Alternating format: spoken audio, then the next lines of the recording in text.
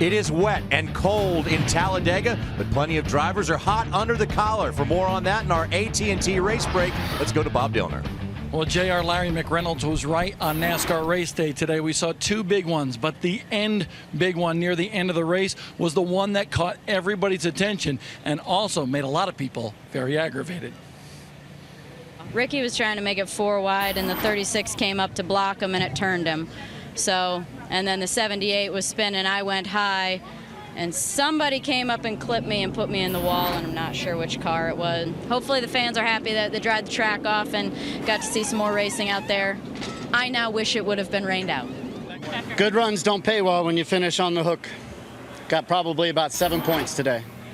They can build safer race cars, they can build safer walls, but they can't get their heads out of their asses far enough to keep them on the racetrack. And that's pretty disappointing. I wanted to make sure I get that point across. And y'all can figure out who they is, but that's no way to end a race. Our car was much better than that. It was just poor judgment and restarting the race, poor judgment. I mean, you got what you wanted, but poor judgment and running in the dark, running in the rain.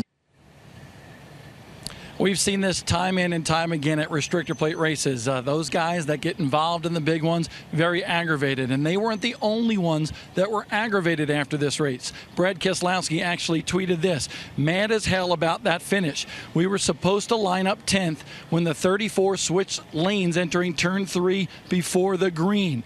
He basically said he's glad Front Row Motorsports won the race, but he was very aggravated. You can see the 34 on the outside with Keselowski down there on the inside.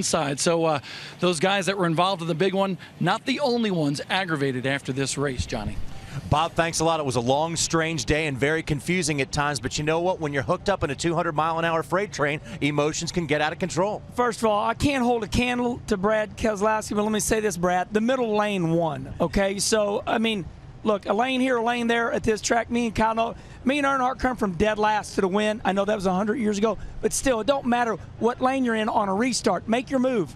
Yeah, and this is typical Talladega. You're going to have half the field be happy just for finishing or winning, and half the field be absolutely PO'd.